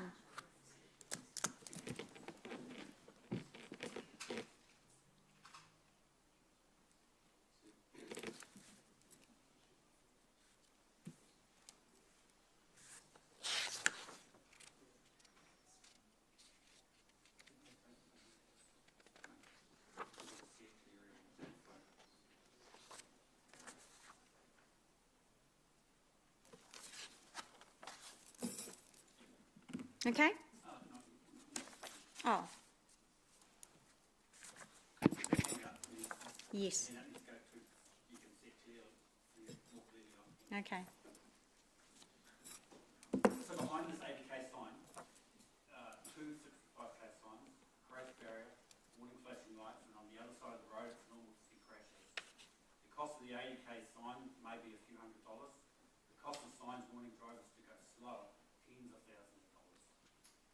So the question is this sensible? Okay, home straight to Rapa. In Hamilton there are no business owners that allow speeds above 20 km an hour on their property. It is only you, the elected officials, that allow faster speeds. Even when businesses put up lots of 20k signs, the council will put up a higher speed sign. Why? Have the business health and safety team or the city council got it wrong? What is the reason? What's the reasonable and practical speed? So you can see it more clearly on your handouts, the 20 and the 50. You own the 50. Everyone else is putting up 20s. So Juliet Crescent is about 35 metres long. The people living here see it as a play area. You can see a hoop in the background. City Council sees it as a 50k road. Who's the sensible person? The person who said plant 50k signs here, or the person that wants to use it as a play area? Who's the decision maker? This is just benchmarking against New York Vision Zero. New York Vision Zero started with safer speeds right from the word go, and you can see they're going in a different direction to us. And then, now this is a little bit different. Now this is once you've set your speeds, you need, your traffic calming becomes a... Okay, so an example of a raised table, Odette Street in Melville, please go for a drive and check for yourself. I think it's a good benchmark, so do you. Okay, so, and looking at the AAUK, they did a survey of European pedestrian crossings, and their comment is, we can one more time highlight the excellent situation in the Netherlands. A special award has to be given to the Netherlands, almost always scores the best results. So the Dutch use lots of raised tables, and it's particularly important that traffic calming measures do not make a ride in a bus unpleasant or a trip in an ambulance worse. So council staff know this, but a good raised table should feel like, council staff know what a good raised table should feel like, and so do you. But sometimes the contractors are going to get it wrong. So when a new traffic table is built, please go for a drive and benchmark it to what you think is a good design. Thank you. Excellent, as usual, Peter. Thank you. Question, Councillor Bunting. Oh, sorry, that one was a hangover. Oh, that was a hangover. Okay. Any? So, Councillor Tooman. Yeah, Peter. I presume it's 80k. Is that Common Drive? Yes. Yeah, I thought it was. Now, is it Julie Court? Yes. Comes off Wairere? Yes. we're, by regulation, of course, we're duty bound to erect a 50k sign. And I think that's Because the otherwise problem, you'd be yes. travelling at 80k in Julie Court, wouldn't you? Is 50k's, well, you decided, it was your, it's the district plan that decides. No, it's Who not. decides the 50k sign? No, That's because the you get a question. speed limit change from Wairere Drive, which is 80k, Yeah. and then you turn into Julia Court. If there's no 50k sign there, you could travel at 80k in Julia Court. Why is it 50k's? Why is not- it 50k? why Well, it not could be another 10k. speed? Pardon? It could be 15 or 20k. Yes, That's who Peter's decides point. that? Who decides that? Well, of course, when you look at it, the whole of the city is 50k unless otherwise signalled. Yeah, and I can't change that, only you can change that. Yeah, sure. But, And you know, this is- we're this is limited your by decision. legislation at the present time. We have to put that up the Yeah, way it is yeah, at the yeah. moment. And this is why you're going through this process, because does That's it make right. sense to you? That's right. Okay, thank you very much, Peter. Now, I don't believe our last submitter, Mr John Butler, is in the audience, so we'll have Robin come back to the hot seat, and we'll start with Councillor Bunting. Thank you. Robin, with regards to the Puketi raised roundabout, I see a lot of similarities, Puketi School. Yeah. A lot of similarities there with Hokanui School. And one of the first questions put was you asked that one. And that was regarding, we can't have road toll traffic lights. And yet Hokanui, while I don't have these little lollipop signs, they have kids in well monitored by staff. Was that something that we brought in, or was that something the school brought in? The reason I'm saying that is there something immediately we can do with Puketi School, get our education team out there doing the same Puketi as they do with Hokanui, because it seems really effective. So I encourage all schools to run a school patrol, whether they've got a school patrol, swing out signs or traffic signals. Puketi are already have got people out there, and the teacher who was talking, yes. So that they're already looking after the kids and trying to manage the groups. So that's already happening there. Right, so it's just the nature of that road that they're not stopping them, It's quite possible that Hokanui have some red light running going on there as well. I mean, the reality is that we do have red light running across the city. And so that becomes a bad habit that people get into. They do have strokes, don't they? Hokanui, whereas they don't have them in Puketi. Is that right? There's sticky outy bits. The curb extensions. Thank you. Yeah. I can't tell you off the top of my head what the differences are between those two sites, but they will have been both when we go in and set them up, particularly for traffic signals.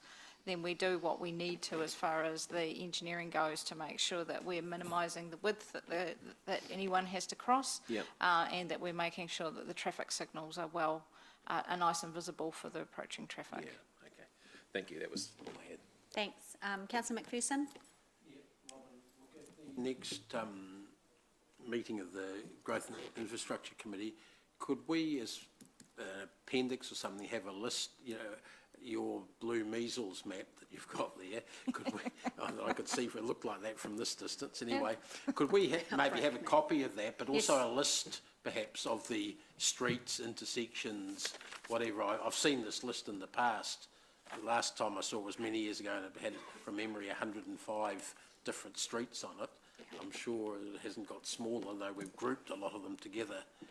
But also maybe what our plan, if we did nothing else, what the plan would be, so that people can, over the next 3 years or however much it makes sense, but your sort of investment plan.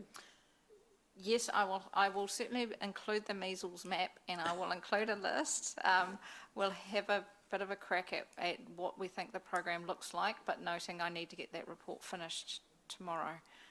So I haven't got too much thinking time to, to put into Just something to help it guide us, because if we want to do more, to know what's already there is going to be handy, eh? Yes. Yeah. Yep.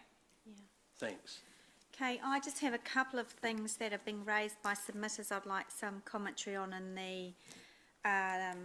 the deliberations report that haven't been covered.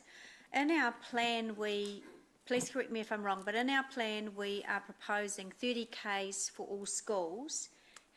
only once we can get the legislation changed. Okay. So that's a, I guess, is waving a flag that this is what Hamilton City would like to see Yep. changed nationally. Yes.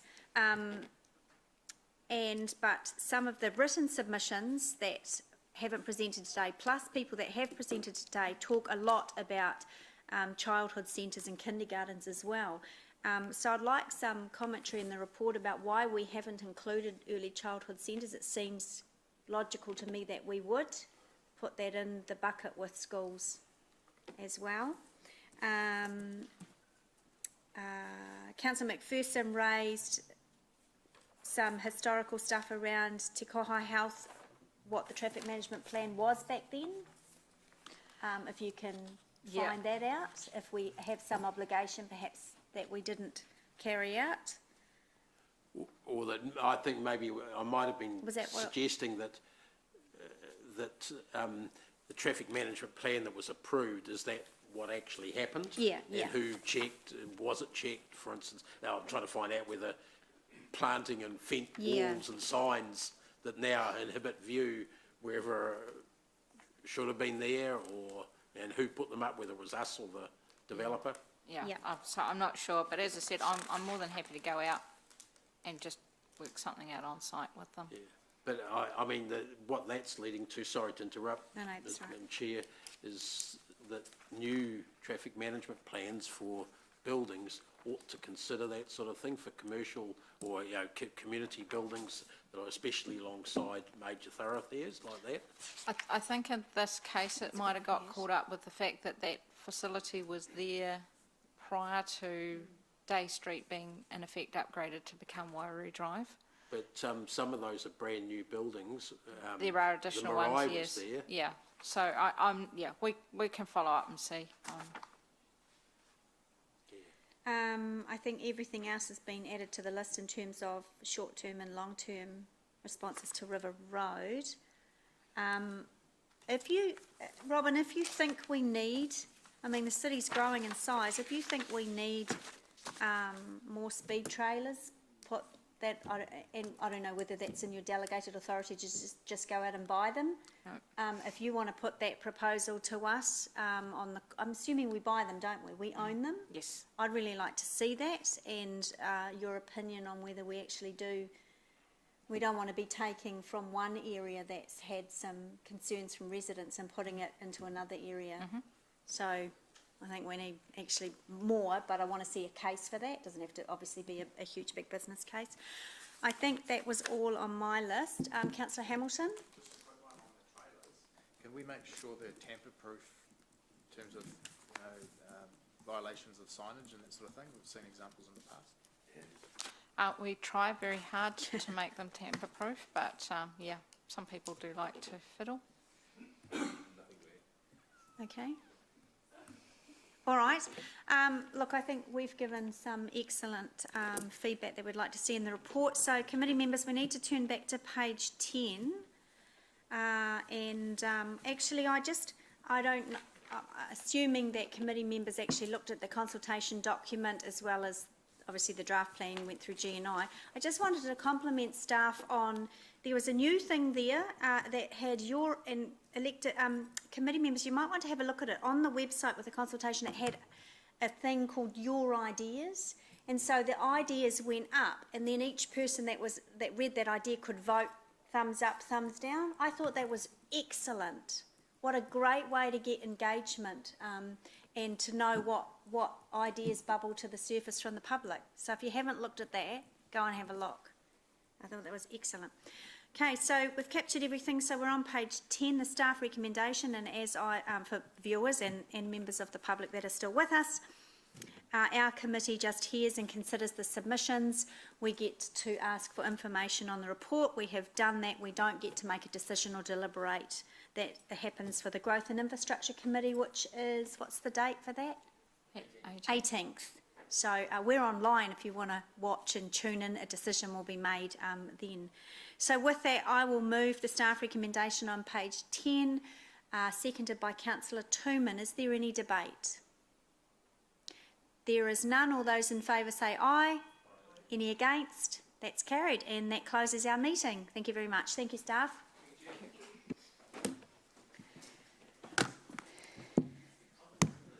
So that schools.